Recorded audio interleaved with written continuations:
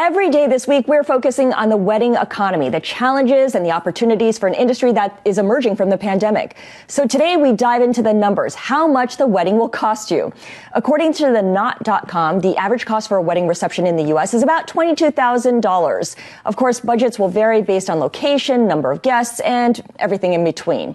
So here now to offer a professional guidance on how to budget for the big day and every day after that, really, is John James. He's a financial advisor for Strategic Financial Associates. John, good to speak with you. I'm guessing a lot of people are getting ready to splash out because they've been cooped up after a dismal 2020. I've seen some wedding websites recommend that couples should save about 20% of their monthly income once they get engaged. Do you have any guidelines for how people should set aside and spend on their wedding? Well, everything we do would be client specific. So, everything's tailored and custom to unique situations. I feel like newlyweds should look at budgeting, cash flow, what's coming in the door, what's going out of the door.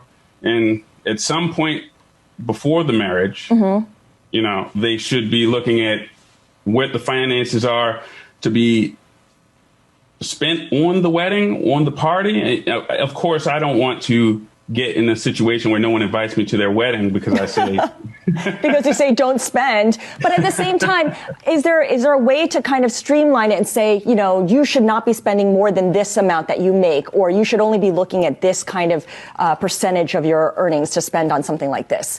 I mean, is there a rule of thumb? See, to me, I would say, in my opinion, because I have heard stories around the grilling this week of people saying they are going to spend $200,000 on their wedding, Ooh. But they don't have a house. Yeah. So to me, it would depend on what you have individually for your situation. Okay. And because I'm not going to say, okay, save 20% of your income and you're living under a box. Right. No, so I get it. You want to take stock of the situation and really customize. But, when it comes to paying for the festivities, I think we're past the point where the bride's father shells out for the whole thing. If you're lucky, the couple and both families are in a position to contribute. How would you advise divvying up the spending? How do you advise having that conversation? It's a hard one to have. Of course. And, I obviously want to say whoever has the most money. but if everyone can divvy in, I know from what I've heard, people are paying for it themselves. The bride and the groom are both paying. The parents are helping out. And it's just a whole bucket of money being put forth to be able to have the party. Right. Now, how to divvy it up? That one more time, that would be on the individual side. Sure. Because, if one person has $7 million and the other person has $10, it makes a difference. And by the way, I just want to give a shout out to our director, Tamarek. Those are his wedding photos. He was just married earlier this summer. So, John, let me ask you. Congratulations to him, too. Yes, congratulations. You've been pretty outspoken on this need for an emergency fund to cover things that are unexpected. What should this fund cover, and when is it okay for people to dip into it, do you think? Okay, listen, we need way more time for this, right? So an emergency fund, we suggest that people would have between 3 to 6 months of spending money, bills on hand. Let's say your monthly budget $7,000. We think you should have somewhere between $21,000 and $42K sitting in the piggy bank.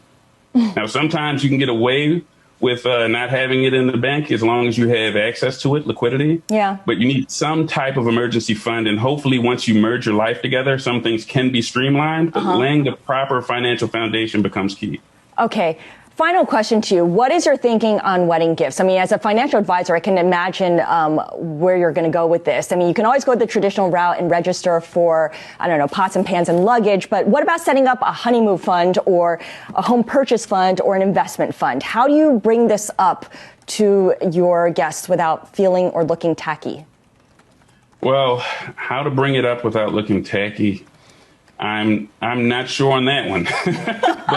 but I would, if you could have a toaster or a down payment for your house, I would say try to get your friends, family, whoever you're inviting to maybe, donate to a fund where you're going to put that down payment towards your house. And I guess, how many toasters do you need? How many toasters do you need? Well said. Where are you going to put the toaster if you don't have There you a house? go. There you go.